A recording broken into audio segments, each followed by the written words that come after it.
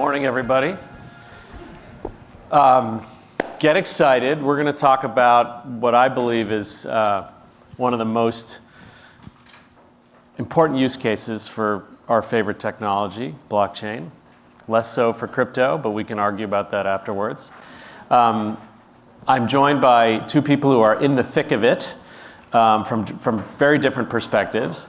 I'm going to cheat and look at my notes here. We're going to go ahead and tell you what our objectives for the session is. And if there are others that sort of happen organically, we'll go with those. We want to, if you don't have an understanding of this use case, we want to deepen your understanding of blockchain as an important tool, not the only tool, not a panacea, but one of many emerging technologies that are going to help carbon markets sort of modernize and scale and mature to maximize their climate impact. There'll be a lot of financial impacts as well, but we want to touch on how blockchain addresses some key pain points, some persistent pain points in carbon markets, and we will not, it would take the whole session to kind of go through those. So hopefully we'll touch on those. And of course, because this is an academic convening, we want to hopefully spark in your minds ideas for new research, and for those of you who are students, help you to start thinking about how these technologies can be important to your career and your future jobs.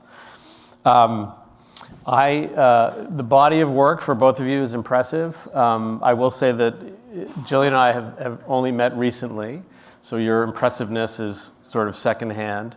Gregory I've known for some time, and I consider him to be one of the original thinkers in this space, not just from a blockchain perspective, but from a refi and a global equity standpoint in terms of how we're going to address this climate crisis. So I'm very excited to have you both here. Why don't each of you take a few minutes to kind of introduce yourselves and to talk about the focus of your research and your work? Sure. So I'm a professor at UC Berkeley, and I teach the Sustainable Investments class. And through this experience, I've got really excited about the blockchain space as a potential application. 195 nations signed the Paris Agreement. To get to net zero, we're going to need massive trillions in investment. And so really the thing that got me so excited is how are we going to mobilize this capital? But we've had environmental markets for a really long time. And they're fragmented, they don't work well, price discovery is not great. There's a lot of problems, okay?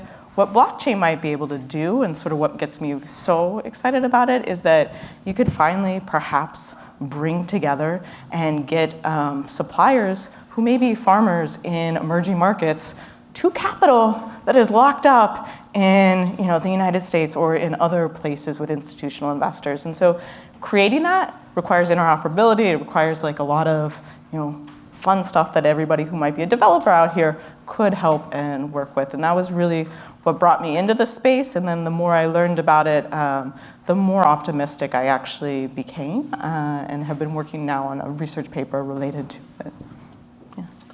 Yeah, great. So hi everyone, it's great to be here.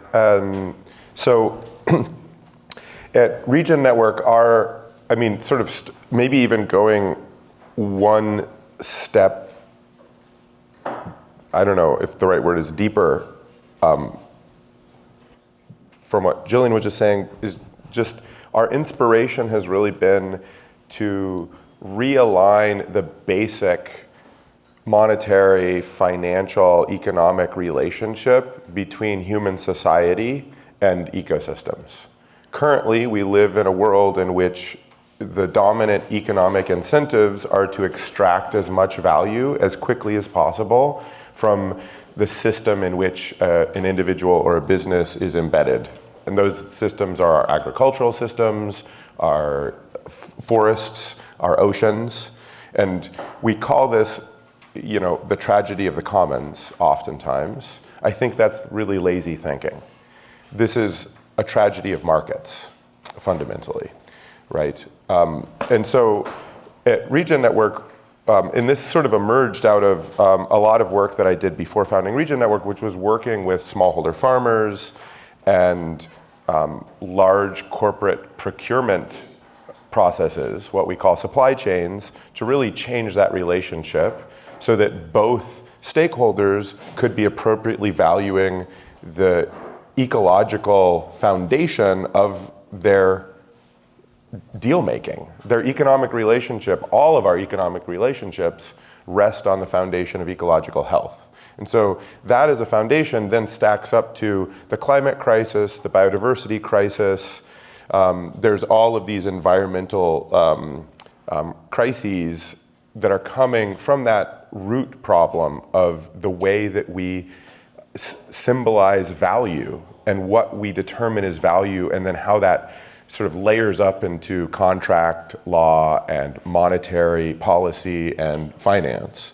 And so I'm also quite excited about the potential that blockchain has, both as a sort of intersection of technologies, right? And Kin said, well, it's not necessarily crypto that we're interested in, it's blockchain. I would push back and say the application of cryptography into this domain is really important.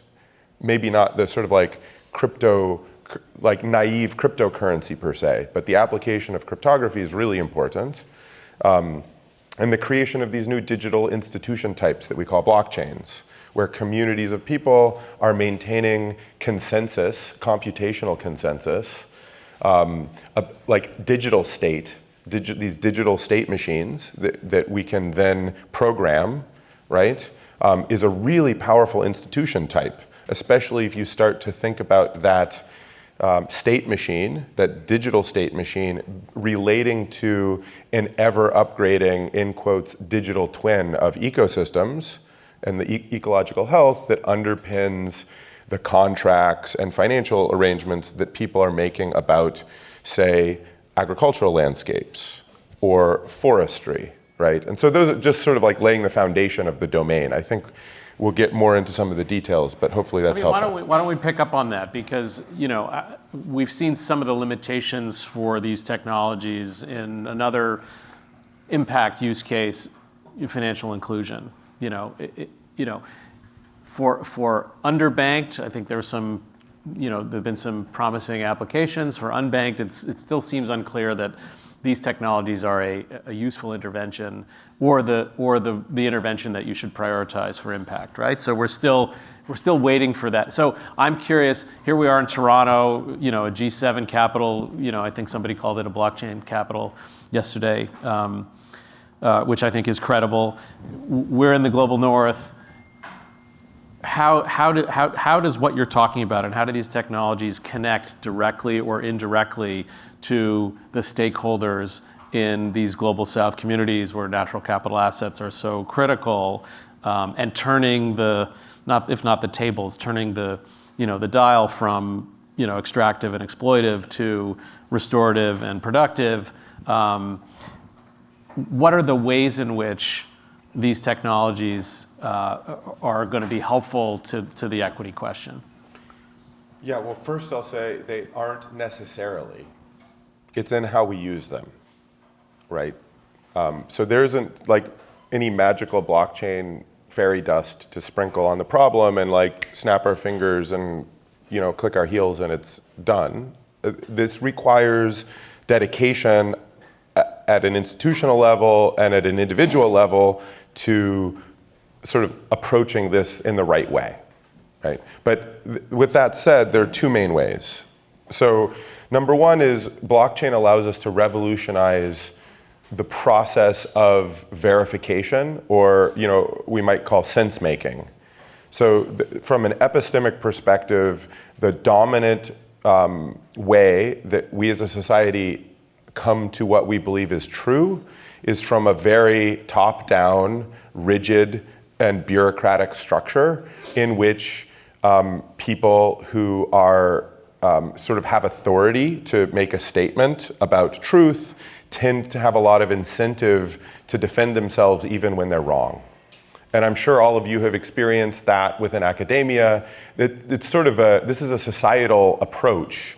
And it has some good things about it, right? Because you have, authority comes from the longevity and the track record and other things, but it also has some challenges to it. I think Thomas Kuhn said in his work on sort of the philosophy of science that the paradigm doesn't change until the people who created it die, right? But this is a problem if we talk about the complexity of Earth observation science and, for instance, its importance in reinventing economic relationships, right? We really need to have a very living and dynamic way of collecting information and updating our models and making sure that we're pointed, that all of our incentives are not pointed at sort of like defending individual sort of power positions, but instead are really focused on kind of like this of science, right? And so blockchain allows us to sort of like open up the institutional model of sense making and create, using verifiable credentials, decentralized identity, and trust graph technology, start to create a very different way of attesting to and accumulating truth. And that's really important in verification. And so the corollary here is there's been a lot of research about how certification systems fail. Certification systems fail because you have someone coming from the outside and imposing a standard on a community. Organic, for instance, and fair trade, as great as they are, have failed. And they've failed to get significant market share, and they've failed to generate trust.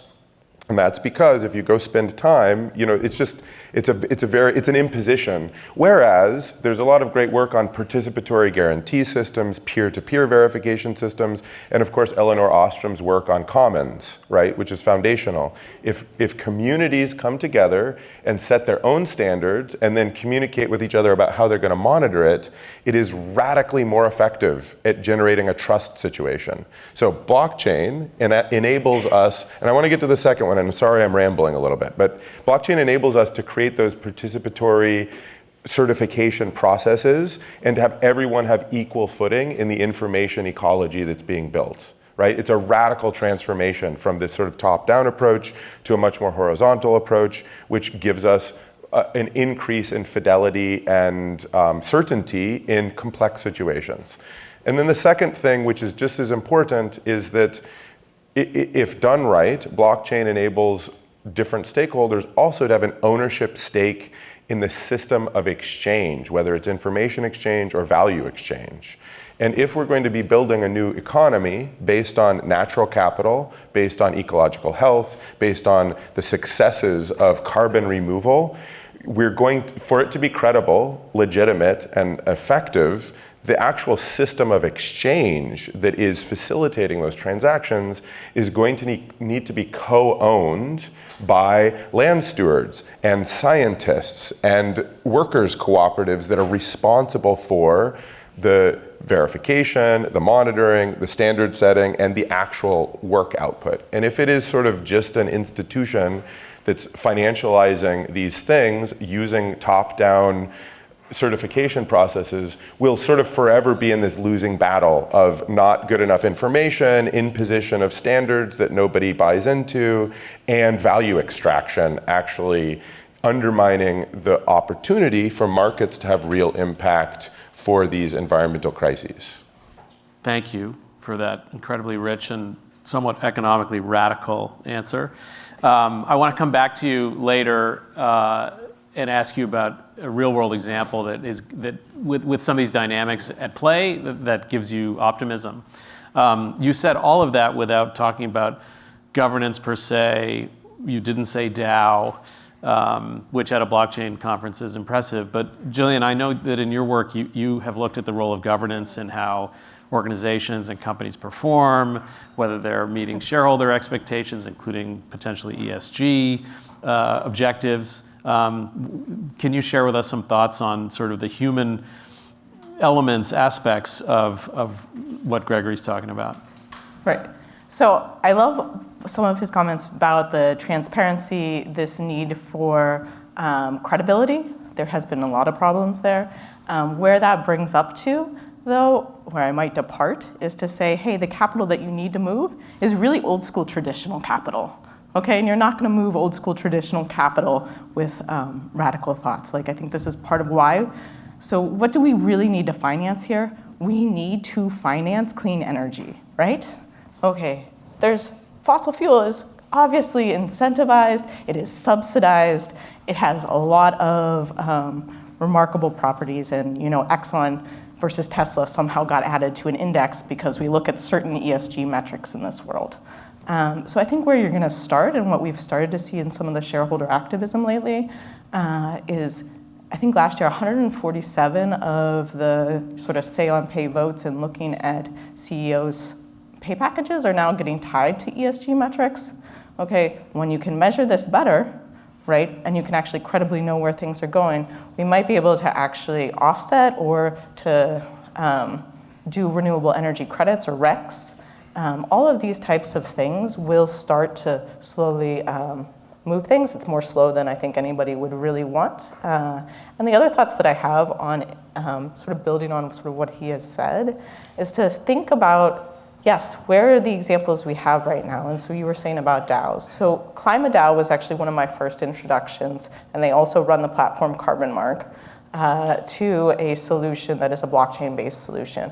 And what they're trying to do is basically buy a bunch of carbon credits and retire them to try and incentivize and then increase the price of carbon offsets that need to be purchased by companies that, if they are actually going to credibly reach their sort of net zero claims, are going to need to do.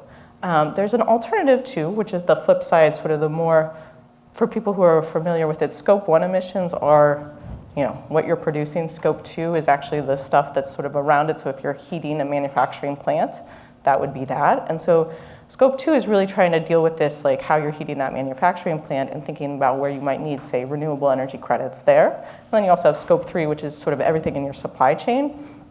And so you're going to also need carbon offsets for that to get to net zero.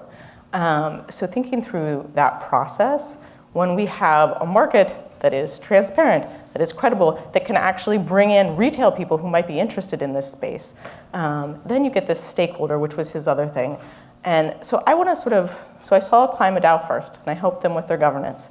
The one other company that got me really excited, besides Regen Network and all of what they're doing, is Renewium, which they are doing some of the, they have a wonderful CEO, Brianna Welsh, and she's just like fun to listen to talk. And what she ended up sort of inspiring me to think about was how, when we're doing this, we can also be thinking about those emerging markets, thinking about a just transition. So lots of the problems that we have is where are we getting green cement? We're getting it in countries in like Norway and places like that where maybe they can pay a premium and take that higher cost. We're not getting it in places where, are really developing really fast right now. And so what she wants to do and what she's been focusing on is these projects that I would have said traditionally were financed by, the World Bank's arm that is going in and helping to finance some of those projects in emerging markets. And so now we're saying, hey, can we actually come up with private capital to do that? And when we're getting private capital to move that way, then you can actually start to do what was called blended finance, which would then be, hey, we're going to put in some people who do infrastructure. We're going to put in project management. We're actually going to do growth equity too. And we're going to put it all together. And that's something that the institutional capital and the sovereign wealth funds who have this long-term interest might be willing to go towards. And so I do think that as much as I also actually co-teach with somebody who loves to think on the radical side, I do think that you have to be cognizant of the institutional environment in which you exist. And sort of bring it in that way. Right. So, and it's hard to gauge where everybody in the room is on sort of the technical definitions here and the brief and somewhat sordid history of, companies coming into this space. Klima, I think, is working on their model and they've pivoted, but, let's make a distinction between, dredging the bottom to try to inflate the price, which is sort of where the market's been, and it's a little bit of a Band-Aid, had some adverse consequences, and sort of tokenization as really a form of digitization of tons of carbon and all their ecological and economic attributes, and thinking about where the market is going, both in terms of, higher, more durable, higher impact, climate positive activities, both in nature-based and engineered solutions. And then, of course, let's come back to the equity component where, as you suggest, a lot of this activity is going to happen in the global south. They've polluted the least, and climate impacts are hitting them, first and worst. Joseph Stiglitz, another, radical, proposed, I think, very recently that G7 give $300 billion a year to the global south to deal with climate impact, to mitigate, and to build forward in a sustainable way. But I want to come back to sort of where you see the market going, how you see global south participants playing a larger and more equitable role. And again, if there's an example of a project that is that Regen is bringing to market or helping to bring to market, I think that'd be wonderfully illustrative for folks in the room. Yeah, definitely. And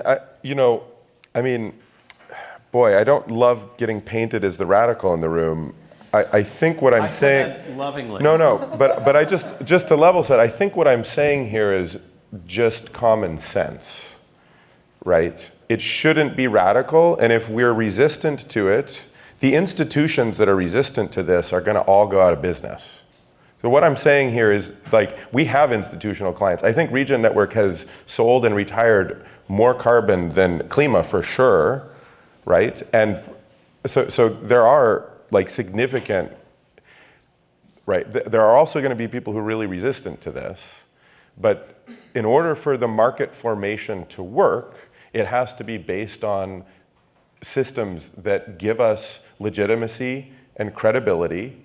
And in order for legitimacy and credibility and I'm speaking specifically about living carbon systems, right? Ecological health. So I think I'm out of my depth when it comes to renewable energy. I think from a principle level or a pattern level, they're probably similar.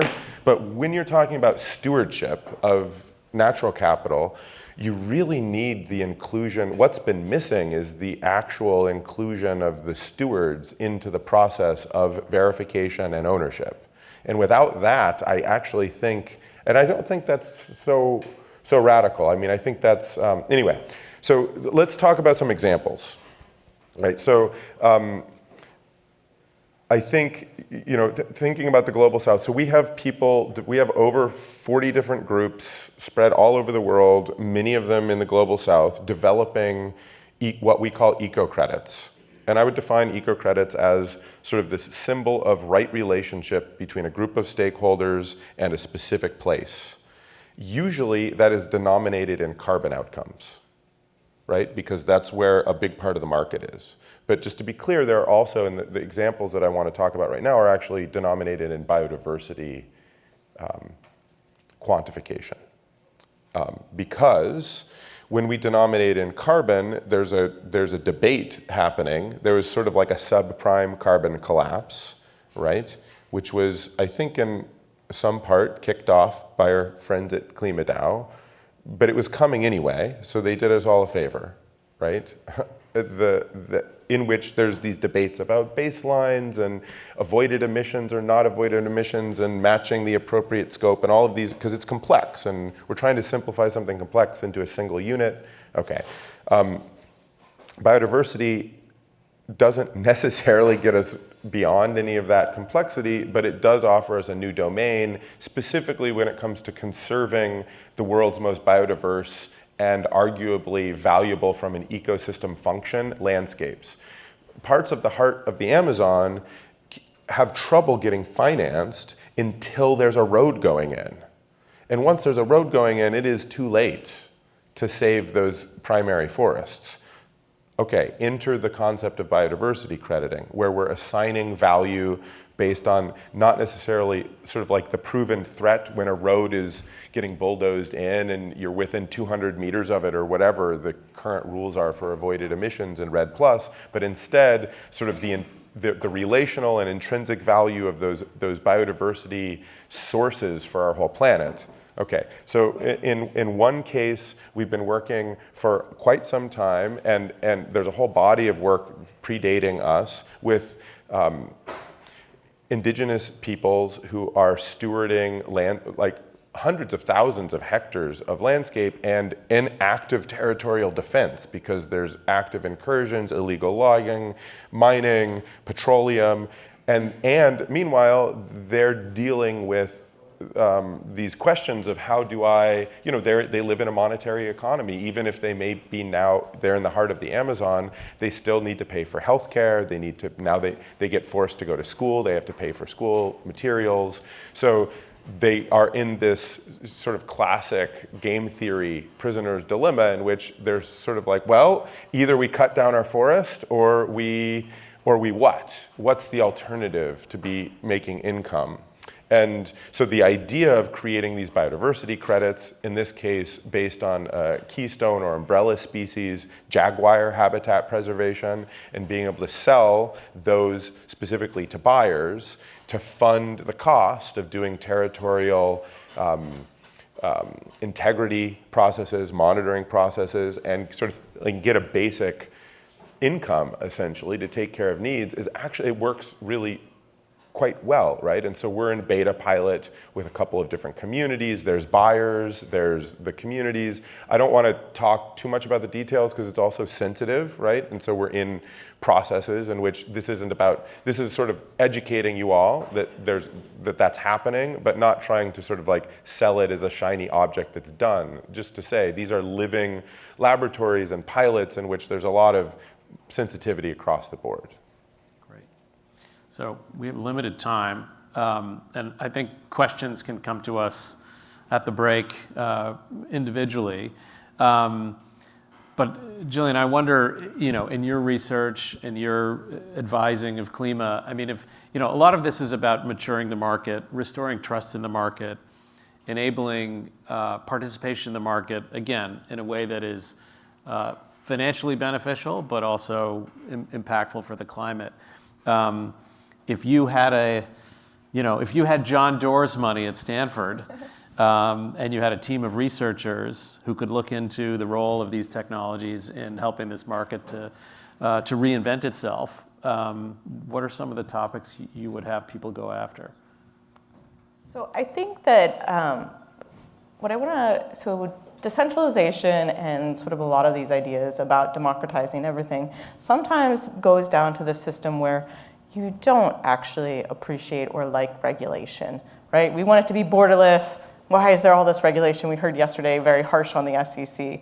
But actually, I think in this case, regulation is your friend. You have a lot of environmental regulation coming out. You have a lot of support from the DOE for creative projects. You can come up with, like he was saying, biodiversity, but even thinking about these prescribed burns or stuff like that. I've seen a lot of new financial products that are related to the environment. And so what I think that I would encourage you to do is think about how we can get these innovations maybe in finance of structuring these projects into a platform. And so one of the things I did on this project, and I'll be pretty brief on it, is we came up with a list of over 300 of what we would call refi projects. I then threw out the bad ones, but we got 225 of them. 2/3 of them are blockchain based, so that is certainly there in the capacity. A lot of them are focusing on just transition. They are all over the spectrum, whether they're selling to retail customers, they're targeting management teams, all of this stuff. So there is a big process. It is not just one little thing that you can do. And maybe this example, it is wide open for students to go after and to think about what they can bring in. And so it's really harnessing what is best about the tools, whether if it's a DAO tool and it's the wisdom of crowds, how do you bring in the wisdom of crowds into a model for climate? Or how do you use the traceability and all of this stuff? How do you use that to basically automate through IoT sensors and stuff like that, automate compliance? So this is where regulation is your friend. I think there's a lot of projects out there to go after. I'll give it to him for that. Same question for you, but you could expand it to people who want to intern or be new grad hires at companies like Regen. Yeah, well, I mean, I think the there's a lot of different work to do.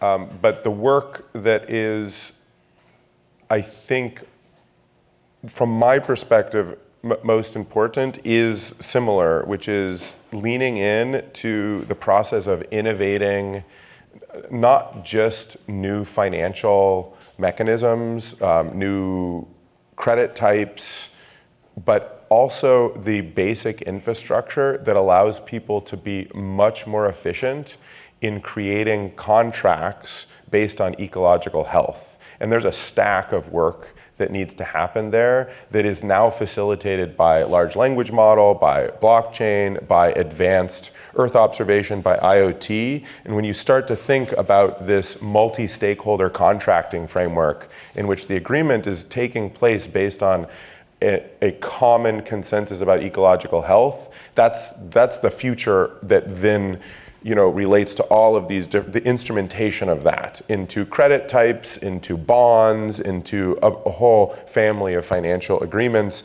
that get money where it needs to go efficiently and effectively to realign our societal incentives with ecological health. Thank you. So we've scratched the surface on this. This is a conversation that's happening every day at universities and at conferences. COP is coming up. I'm sure there'll be a lot of interesting conversation happening there. Thank you, panelists. Thank you.